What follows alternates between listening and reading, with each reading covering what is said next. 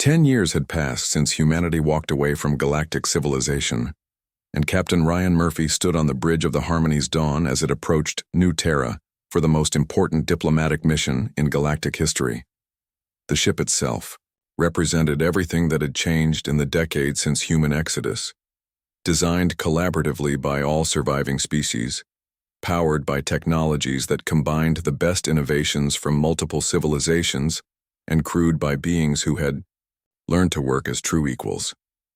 The delegation aboard included Chancellor Windwhisper, whose once proud musical voice now carried humility earned through years of studying human philosophy and art. Admiral Thok Gorath had restructured Chronari society to value cooperation over conquest, leading by example rather than force. Vextar Prime Cast represented a collective that had learned to appreciate individual perspectives and creative thinking. Ryan had been chosen to lead the mission because he understood both human and alien perspectives, having spent the last decade helping to rebuild the connections between different species on principles of mutual respect, rather than dominance. His own journey from a simple cargo pilot to a diplomatic captain reflected the transformation that had swept through what remained of galactic civilization. As the Harmony's Dawn entered New Terra's orbital space, the delegation members pressed against the observation windows to see what humanity had built in their years of exile. The sight took their breath away. New Terra gleamed like a jewel against the darkness of space, but it was clearly more than just a human world. Ships of dozens of different designs moved in harmony around the planet, representing species that the galactic powers had never encountered. President Ben Hayes, now in his final term and preparing to hand leadership to his chosen successor, Dr. Grace Morgan, met the delegation in the Hall of Worlds. The building combined architectural styles from more than 50 different species, creating a structure that was both alien and familiar, beautiful and functional. "Welcome to the Confederation of Free Peoples," Hayes said as he greeted each delegate, personally. "I understand you have come to discuss the future relationship between our civilizations." The negotiations that followed lasted for weeks. The galactic delegation presented their proposals for restructuring their societies, eliminating the hierarchies and prejudices that had driven humanity away. They had learned through bitter experience that cooperation produced better results than competition, that diversity of thought strengthened rather than weakened civilization. But even as they talked, the galaxy faced its greatest crisis yet. The extragalactic threat that humanity had been quietly defending against for years was finally moving toward populated space in force. Without human early warning systems and defensive technologies, the old galactic civilizations were completely unprepared for what was coming. The enemy called themselves the Reapers, and they had destroyed civilizations across multiple galaxies before setting their sights on this one. Their ships were massive, their technology advanced beyond anything previously encountered, and their goal was simple: the complete elimination of all sentient life that was not themselves. Dr. Grace Morgan, who would soon become humanity's new president, presented the galactic delegation with intelligence that chilled them to their cores. "The Reapers have been probing our defenses for 5 years. They have destroyed 3 smaller galaxies in the past millennium. Their advanced fleet alone outnumbers all the ships in galactic space by a factor of 10. Admiral Lisa Carter's voice came through the communication system as her fleet prepared for battle. "President Hayes, we are detecting massive Reaper incursion into Confederation space. This is what we have been preparing for. Our defense networks are activated, but we need every available ship if we are going to stop them here." The moment of truth had arrived. Humanity could defend themselves and their Confederation allies, but the old galactic civilizations were helpless against the Reaper threat. Hayes turned to the delegation with a question that would determine the fate of trillions of beings. "Will you fight alongside us as equals, sharing the risks and responsibilities of defending our common civilization? Or do you expect us to save you while maintaining the same old attitudes that drove us away in the first place?" The answer came without hesitation. Every delegate spoke for their people, pledging ships, resources, and lives to the common defense. They had learned through a decade of failure and loss that survival required genuine cooperation, not just convenient alliances. Admiral Lisa Carter's fleet was unlike anything the galaxy had ever seen. The ships represented a fusion of human innovation with technologies from dozens of Confederation member species. Hulls that bent light around them like liquid mercury, weapons that fired compressed spacetime itself, and defensive systems that existed partially outside normal reality. But even more impressive than the technology was the coordination. Ships crewed by humans worked seamlessly alongside vessels operated by energy beings, crystalline hive minds and species that existed in multiple dimensions simultaneously. The Confederation had built something that was greater than the sum of its parts. The battle that followed would be remembered for millennia. Reaper ships the size of moons faced off against Confederation fleets that moved like schools of fish, each vessel supporting the others in patterns too complex for individual minds to comprehend. The old galactic civilizations contributed what they could. Their ships integrated into the defensive formations despite technological differences. Captain Sophie Brooks commanded a joint task force that included vessels from both the Confederation and the old galaxy. Her flagship, the Unity, had been built specifically for this moment. A ship that could coordinate between different technologies and species, translating tactics and strategies in real time. The Reapers had expected to face a divided galaxy, civilizations that would fight separately and fall individually. Instead, they encountered a unified defense that adapted and evolved with every engagement. Human tactical innovation combined with ethereal energy manipulation, Zephyrian artistic inspiration, merged with Chronari determination, and Vextar coordination, enhanced by Confederation diversity. The turning point came when Dr. Grace Morgan, leading a joint science team, discovered the Reapers' fundamental weakness. They were ancient machines following programming created by their long-dead builders, unable to adapt to truly creative opposition. Human unpredictability, enhanced by the diverse perspectives of Confederation allies, created tactical scenarios that the Reapers simply could not process. The final battle took place in the void between galaxies, where Admiral Carter's fleet lured the main Reaper force away from populated systems. Using a strategy that combined human deception with ethereal phase shifting and Confederation coordination, they turned the Reapers' own weapons against them, creating a cascade failure that destroyed the ancient machines forever. When the last Reaper ship fell silent, the galaxy erupted in celebrations that could be seen from orbit. But the real victory was not military, it was social. The crisis had forced all species to work together as true equals, and the results spoke for themselves. In the months that followed, representatives from across the galaxy gathered on a new space station called Unity-1 to sign the new Galactic Compact. The agreement established principles that humanity had always advocated: equality of representation, respect for diversity, and cooperation based on mutual benefit rather than dominance.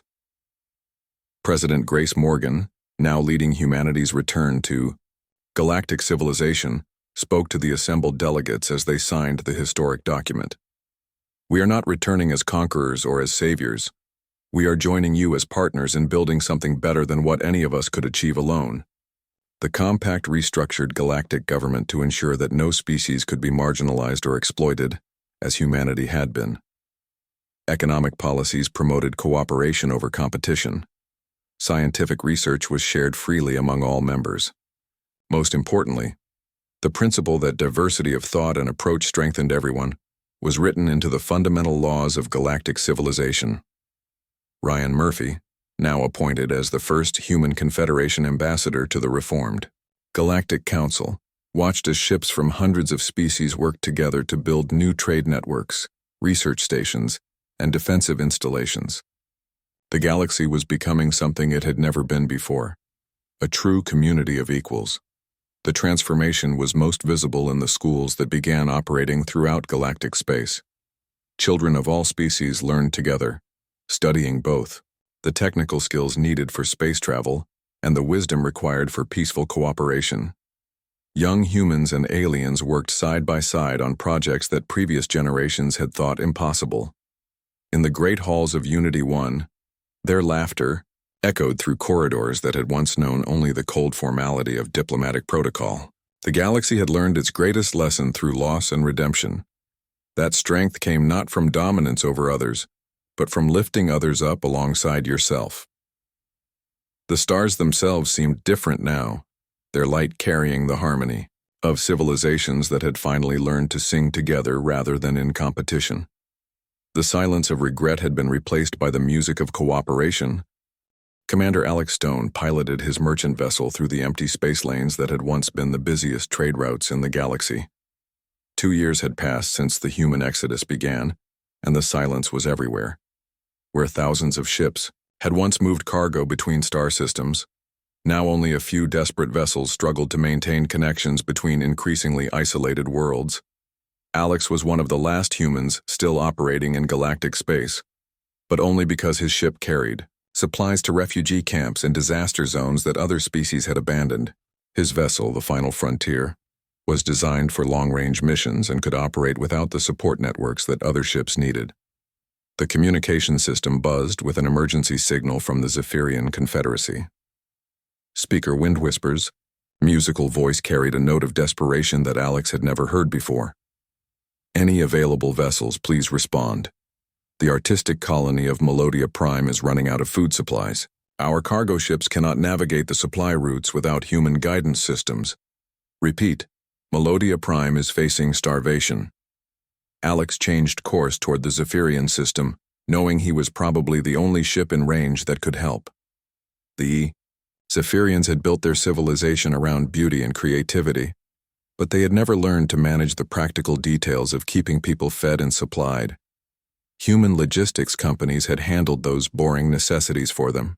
When Alex arrived at Melodia Prime, he found a world in chaos. The planet's famous crystal cities still gleamed like jewels, but the spaceports were empty and the orbital stations were dark. Zephyrian leaders met him with desperate gratitude, offering precious artworks in exchange for basic food supplies. We cannot understand the human shipping computers, Wind Whisper explained as they walked through gardens where alien sculptures grew like living trees. The systems are too complex, too focused on efficiency rather than elegance. Our minds work differently. Alex nodded, understanding the problem. Zephyrians thought in terms of harmony and artistic flow. Human shipping systems were designed around practical concerns like fuel efficiency, cargo capacity, and delivery schedules. The two approaches were so different that translation was almost impossible. Meanwhile, in Chronari space, Admiral Thok-Gorath faced his own disasters. The mighty Chronari were fleet sat motionless around their homeworld, magnificent ships reduced to useless metal hulks. Without human maintenance protocols, the complex systems that kept the vessels operational had failed one by one. Thok-Gorath had been demoted from admiral to captain after his fleet's engines began breaking down. The Chronari had always focused on building bigger and more powerful weapons, but they had relied on human engineers to keep those weapons working properly. Chronari mechanics knew how to perform basic repairs, but they could not understand the sophisticated diagnostic systems that prevented small problems from becoming major failures. Captain Thok-Gorath now commanded a single patrol ship, one of the few vessels still operating in Chronari space. He spent his days investigating distress calls from mining colonies and trading posts that had lost contact with the outside galaxy. Most of the time, he found empty facilities where automated systems had shut down after their human operators disappeared. The Vextar Collective faced different but equally serious problems. Their hive mind was perfect for coordinating known activities across millions of individuals, but it struggled with the kind of creative problem-solving that humans had provided. Research projects that had advanced steadily for decades suddenly hit walls that nobody could break through.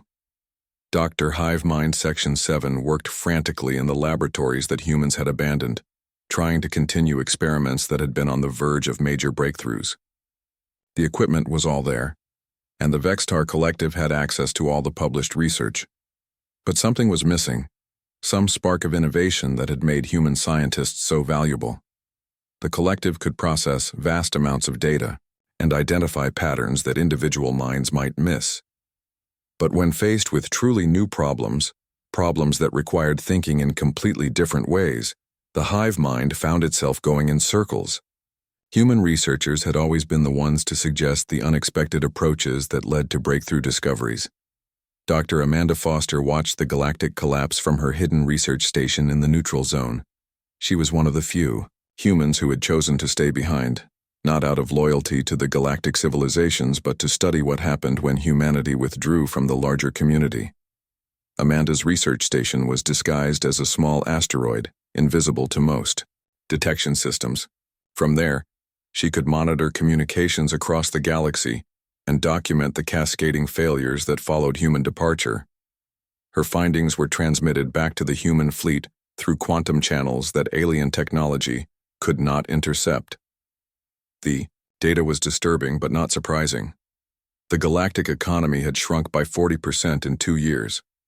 Interstellar trade had dropped to levels not seen for centuries. Scientific progress had slowed to almost nothing as research teams struggled without human insight and creativity.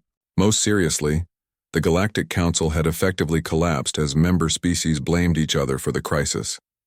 The Zephyrian Confederacy was fragmenting as individual worlds could no longer maintain contact with each other. The Chronari Empire had turned inward, focusing on defending their core systems while abandoning their frontier territories. The Vextar Collective had become increasingly isolated, unable to adapt to changing conditions outside their controlled space.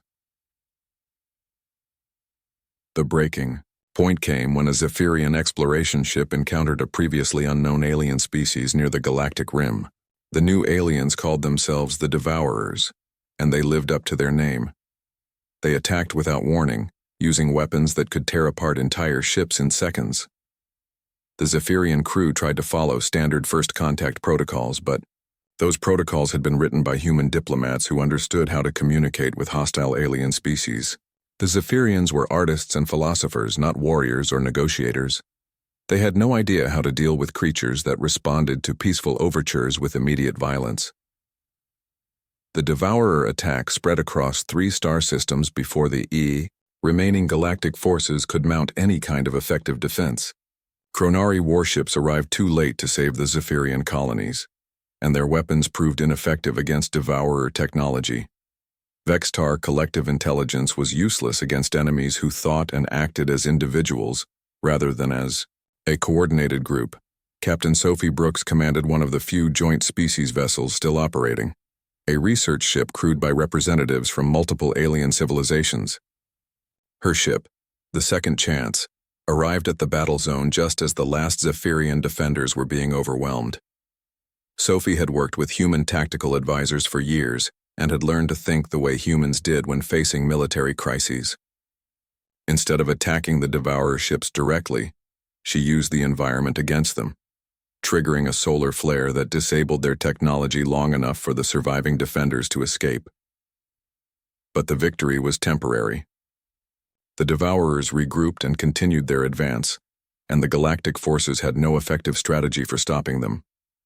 Without human military doctrine and innovative tactics, the alien species could only throw ships at the problem until the Devourers were finally contained through sheer weight of numbers. The cost was enormous. Entire star systems were evacuated, billions of beings became refugees, and the galactic military lost 60% of its ships in a conflict that human commanders could have ended in weeks rather than months. Back on Nexus Prime, what remained of the Galactic Council met in emergency session. The Great Chamber that had once held representatives from dozens of species now hosted only a handful of delegates from the surviving civilizations. The others had either withdrawn from galactic affairs or been destroyed in the chaos that followed human departure. Chancellor Kast spoke for the Vextar Collective, but his words carried none of the confidence they had shown 2 years earlier. The situation has become untenable. Our civilizations are failing without human participation. We must find a way to convince them to return. Wind Whisper's musical voice was barely above a whisper. How can we convince them to come back? We treated them as inferior beings for 3 centuries. We dismissed their contributions and denied them equal status. Why would they help us now? The question hung in the air like a death sentence. Around the galaxy, once mighty civilizations struggled to maintain basic functions without the human knowledge and innovation they had taken for granted. The stars that had once connected thriving worlds now looked down on empty space lanes and dying colonies. The galaxy had learned too late that humanity had been more than just another member species. They had been the glue that held galactic civilization together, the spark that drove progress and innovation, the bridge that connected different ways of thinking into a functioning whole. Without them, the grand experiment of galactic cooperation was collapsing into isolated fragments, each struggling alone against problems they could not solve. Ambassador Kevin Wright emerged from his self-imposed exile on the frontier world of Sanctuary 5, a place where humans and aliens had once worked together to build something better than what existed in the main galaxy. 5 years had passed since humanity's exodus, and the messages reaching him painted a picture of civilizations on the brink of complete collapse. Kevin had been one of the few humans who argued against leaving the galaxy entirely. He believed that change was possible, that the other species could learn to treat humanity as equals if given enough time and pressure. The Exodus had proved him wrong, but now the surviving alien civilizations were finally ready to listen. The first message came from what remained of the Galactic Council. Wind Whisper's voice carried a desperation that would have been unthinkable 5 years earlier. Ambassador Wright, we know you chose to remain in galactic space when your people departed. We need your help. Our civilizations are dying, and we finally understand that we cannot survive without human knowledge and innovation. Kevin read similar messages from Krenari military leaders, Vextar research coordinators, and representatives from a dozen smaller species. All of them admitted what they had refused to acknowledge before, that humanity had been essential to galactic civilization in ways nobody had fully understood. The Galactic Council authorized the largest search expedition in recorded history. Ships from every surviving species would spread across the galactic rim, following the faintest traces of human passage into the unknown regions beyond mapped space. The expedition would be led by Captain Sophie Brooks, commanding a joint species vessel called the Second Chance. Sophie had earned respect during the Devourer crisis by thinking like a human commander rather than following traditional alien military doctrine. Her crew included the best scientists, navigators, and diplomats from across the galaxy, all working together in ways that would have been impossible before the human exodus forced cooperation upon them. The Second Chance left Nexus, Prime carrying hopes that many believed were futile. Humanity had vanished into regions where navigation itself became uncertain, where the familiar reference points of galactic space gave way to empty darkness between spiral arms. The search would cover distances that would take normal ships decades to cross. Kevin Wright joined the expedition as a human liaison, one of the few people who understood both human thinking and alien perspectives well enough to bridge the gap between them. He knew that finding humanity would be only the beginning of a much harder challenge, convincing them that the galaxy had truly changed. The search took months of following faint energy signatures and quantum disturbances that marked human passage through space. The expedition found evidence of massive construction projects on worlds that should have been impossible to inhabit. They discovered space habitats that existed in perfect harmony with asteroid belts and cosmic phenomena. Most intriguingly, they found technological signatures that suggested humanity had not only survived, but advanced beyond anything the galaxy had ever seen. The breakthrough came when they encountered the Ethereal Collective, an ancient species that galactic civilization had believed extinct for over 1,000 years. The Ethereals were beings of pure energy who had once been the most advanced race in the galaxy before withdrawing from physical existence entirely. Sophie's crew found the Ethereals on a world that pulsed with strange energies, where reality itself seemed to bend and flow like liquid light. The beings appeared as shifting patterns of color and sound, beautiful beyond description but alien in ways that made communication seem impossible. "We greet the seekers of the departed humans." The Ethereals spoke directly into the minds of the expedition crew. "You search for those who showed us kindness when all others had forgotten our existence." The story the Ethereals told changed everything the galaxy thought it knew about human expansion beyond the rim. When humanity encountered the dying remnants of ethereal civilization, they had not claimed their territory or studied them like laboratory specimens. Instead, humans had offered help, sharing their knowledge and working to find ways for energy, beings and physical creatures to coexist. Your human friends found us on our last dying world, the ethereals explained. We had accepted extinction as inevitable, but they refused to accept our fate. They spent years learning our science and sharing their own, creating hybrid technologies that allowed us to rebuild our civilization in forms we had never imagined possible. The ethereals guided the expedition deeper into human space, through regions where reality worked according to rules that combined human innovation with ancient ethereal wisdom. They passed worlds where entire ecosystems had been designed rather than evolved, where cities floated in harmony with natural forces, where technology and biology merged into forms that were both beautiful and functional. Finally, they reached New Terra, the capital world of what humans now called the Confederation of Free Peoples. The planet astounded the galactic representatives with its impossible beauty and obvious prosperity. Cities rose like organic growths from landscapes that showed no signs of environmental damage. Ships moved through the sky using propulsion systems that seemed to bend space itself. President Ben Hayes met the galactic delegation in a hall that combined architectural styles from dozens of different species, many of which the expedition members had never seen before. Hayes was older now, his hair white and his face lined with the weight of building a new civilization, but his eyes still held the same determination that had led humanity away from galactic space. "Welcome to New Terra," Hayes said simply. "I understand you have come looking for help with problems in the galaxy we left behind." Sophie Brooks stepped forward as the expedition's leader. "President Hayes, our civilizations are failing without human participation. We have learned too late how much we depended on human knowledge, innovation, and perspective. We are here to ask for your return and to offer whatever changes you believe are necessary."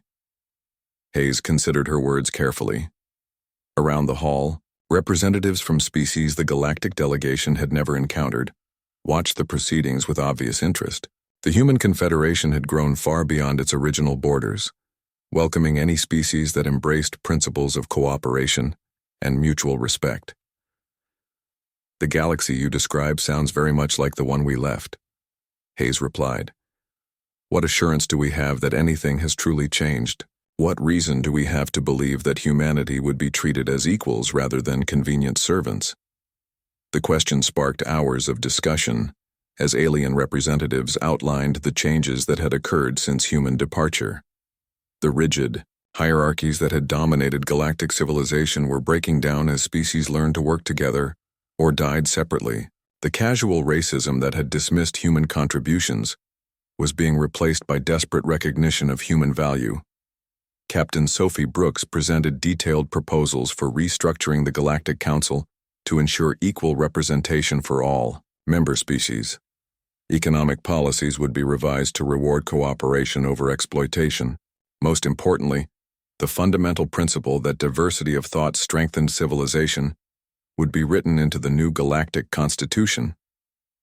But before Hayes could respond, emergency alarms began sounding throughout New Terra. The planet's defense systems detected massive energy signatures approaching from the void beyond known space. The same extragalactic threat that had plagued the outer regions for years was finally moving toward populated areas. The approaching force was unlike anything in galactic experience. Ships the size of moons moved through space using technologies that bent reality around them. Early warning systems that humanity had quietly maintained for years indicated that this was only the advance guard of something much larger and more dangerous. Admiral Lisa Carter, now commanding humanity's most advanced fleet, arrived in orbit around New Terra with ships that represented the pinnacle of Confederation technology. The vessels combined human innovation with knowledge from dozens of allied species, creating capabilities that no single civilization could have achieved alone. "President Hayes," Lisa's voice came through the communication system. "We are detecting massive extragalactic intrusion into Confederation space. This is the threat we have been preparing for since we left the old galaxy. We need to respond immediately, but success will require cooperation from all available forces." Hayes turned to the galactic delegation with a decision that would determine the future of both human and alien civilizations. You came here asking for our return to help save your failing galaxy. Instead, we are all facing a threat that could destroy everything we have built. Are you willing to fight alongside us as true equals, or do you still see us as convenient tools to be used and discarded? The answer came without hesitation from every member of the delegation. They had learned through bitter experience that cooperation was not just preferable to domination, it was essential for survival. The great battle that was about to begin would test whether the lessons of the past 5 years had been learned well enough to forge a new future from the ashes of old prejudices. Captain Roy Henderson watched as the last cargo ship lifted off from New Denver's main spaceport. The ship carried 10,000 people and everything they owned, heading for the generation ships waiting in orbit above the planet. In 6 months, 200 million humans would leave their homes across the galaxy and disappear into the unknown regions beyond the galactic rim. New Denver had been humanity's largest colony outside the Sol system. The planet had perfect weather, rich soil, and beautiful mountains that reminded settlers of Earth. Now the cities stood empty except for the automated systems that would keep the lights on for a few more weeks before shutting down forever. Roy had spent 20 years on New Denver, building the shipping networks that connected human colonies to the rest of galactic civilization. His company, Henderson Freight, moved everything from food supplies to scientific equipment across hundreds of star systems. Tomorrow, all of that would belong to whoever wanted to claim it. The communication system on his ship crackled to life. Admiral Thokgorath's voice came through the speakers, rough and demanding as always. Human vessel, this is Chronari Admiral Thokgorath. By order of the Galactic Council, all human assets on Kepler 442b are now under Chronari protection. You will provide all access codes and operational manuals immediately. Roy laughed despite himself. Sorry, Admiral, all our equipment comes with us. If you want to mine exotic matter from Kepler 442b, you will have to figure out how to do it yourself. There was a long silence before Thokgorath replied. The mining equipment is too large to move. It must remain in place. The equipment, yes, but the knowledge of how to operate it is in our heads and our computers. Good luck with that. Roy ended the communication and shook his head. The Chronari had always assumed that technology was just about building bigger and stronger machines. They never understood that the real value was in knowing how to use those machines efficiently and safely. Human engineers had spent decades learning how to extract exotic matter without destabilizing entire star systems. That knowledge was walking away with them. On Gamma Station, the largest trade hub in the galaxy, Zephyrian merchant Prince Galeforce was discovering similar problems. He stood in the control center watching cargo ships arrive hours behind schedule. Supply chains that had run perfectly for decades were breaking down as human logistics coordinators disappeared one by one. Galeforce's assistant, a young Zephyrian, named Skyweaver, brought him another report of delayed shipments. The food supplies for the Vextar colonies are 3 days late. The medical equipment for the frontier worlds has been sitting in the wrong warehouse for a week. Nobody seems to know where anything is supposed to go. How is this possible? Galeforce demanded. We have computers to track everything. We have procedures and protocols. The computers were programmed by humans. The procedures were designed by humans. The protocols were written in human languages and translated badly into ours. Without humans to manage the systems, everything is falling apart. Galeforce looked out at the vast cargo bays of Gamma Station. Thousands of ships arrived every day, carrying goods worth billions of credits. The station employed over 1 million beings from dozens of species, but 60% of all trade routes had been managed by human companies using human-designed algorithms that somehow made everything work together smoothly. The Zephyrians were artists and philosophers. They created beautiful music and poetry that moved hearts across the galaxy. But they had never been good at the practical work of moving cargo from one place to another on schedule. They had been happy to let humans handle such mundane tasks, while they focused on higher pursuits. Dr. Nina Parker walked through the empty laboratories of the Prometheus Research Institute for the last time. She had spent 15 years here, working with the best scientists from across the galaxy to solve problems that affected everyone. Now she was taking her research and her team to the generation ships waiting in Earth orbit. Behind her, Vexitar scientists scuttled through the hallways, examining the equipment that humans were leaving behind. They found empty computer terminals, clean lab benches and storage rooms with nothing in them. Every piece of valuable research had been copied and removed. "Where are the experimental results?" demanded Dr. Hive Mind Section 7, speaking for a group of Vexitar researchers. "Where are the prototype devices? Where are the research notes?" "Gone," Nina said simply. "We built all of this and we are taking it with us. If you want to continue the research, you will have to start over from the beginning." The Vexitar Collective had always been good at processing large amounts of information and following established procedures. Their hive mind could coordinate millions of individuals working on complex projects. But they struggled with the kind of creative thinking that led to breakthrough discoveries. They had relied on human researchers to ask the unexpected questions and find innovative solutions to old problems.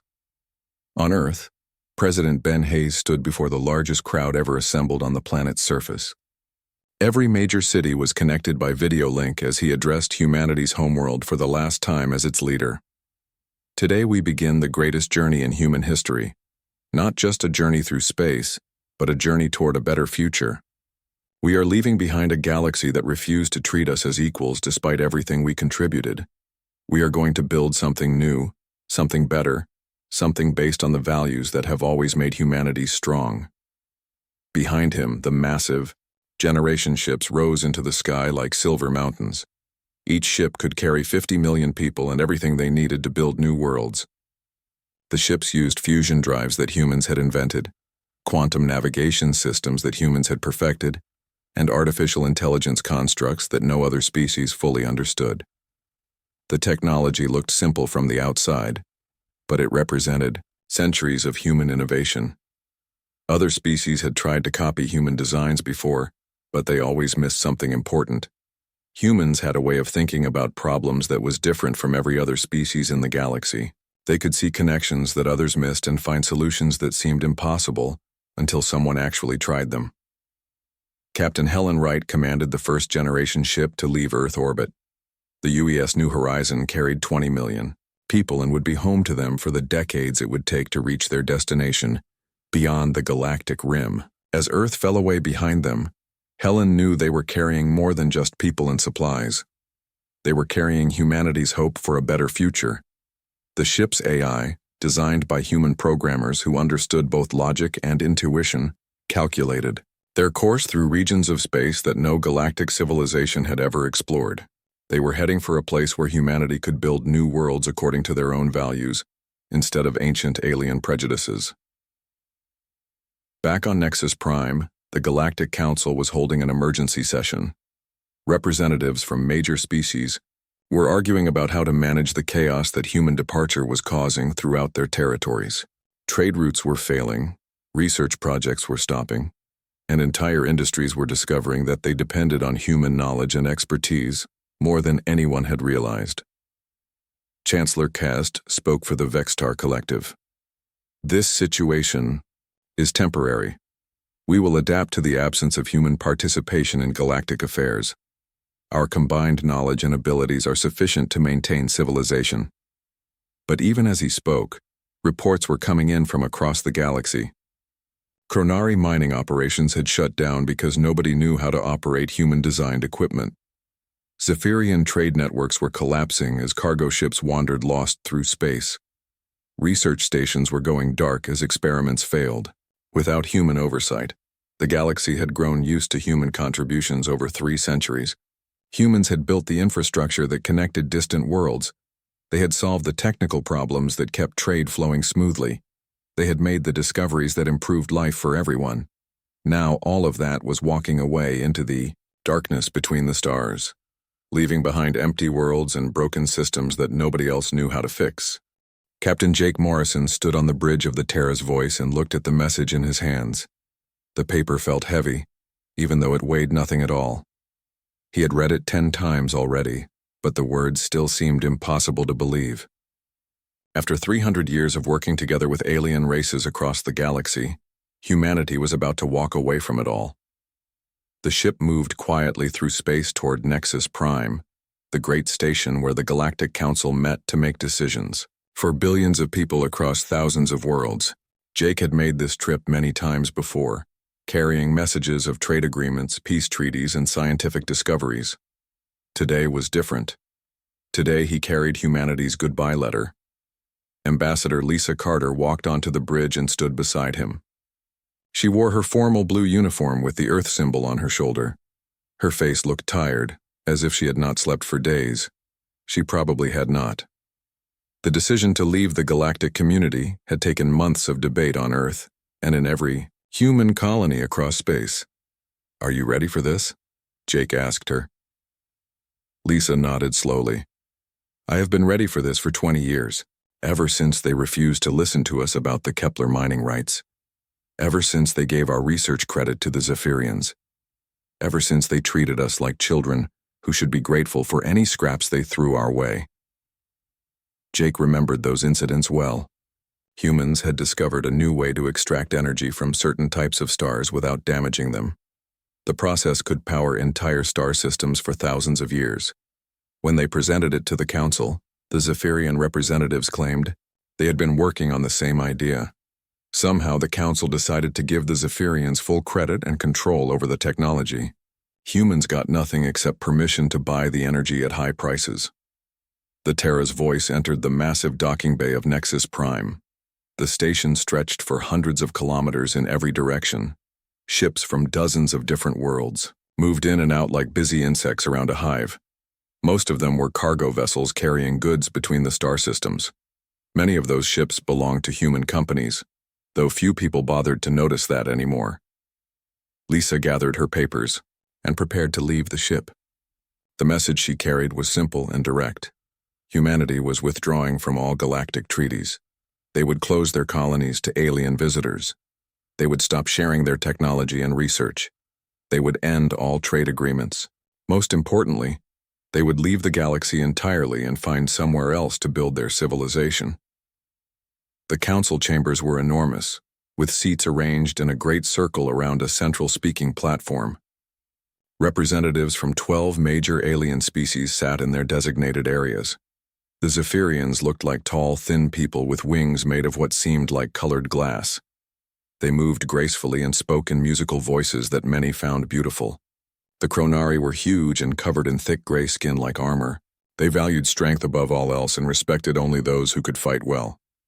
The Vextar looked like giant insects with too many arms and eyes that glowed in the dark. They thought as a group mind and rarely understood why individual opinions mattered. Lisa walked to the center platform and activated the speaking device. Her voice echoed through the chamber as she began to read humanity's final statement to the galaxy. For 3 centuries, humans have contributed to galactic civilization. We have shared our discoveries freely. We have fought in your wars and died for your causes. We have built the trade networks that connect your worlds. We have solved problems that stumped your greatest minds. In return, we have been treated as second-class citizens in our own galaxy. Some of the alien representatives shifted in their seats, but most looked bored or annoyed. Chancellor Cast of the Vextar Collective clicked his mandibles in what humans had learned was their version of laughter.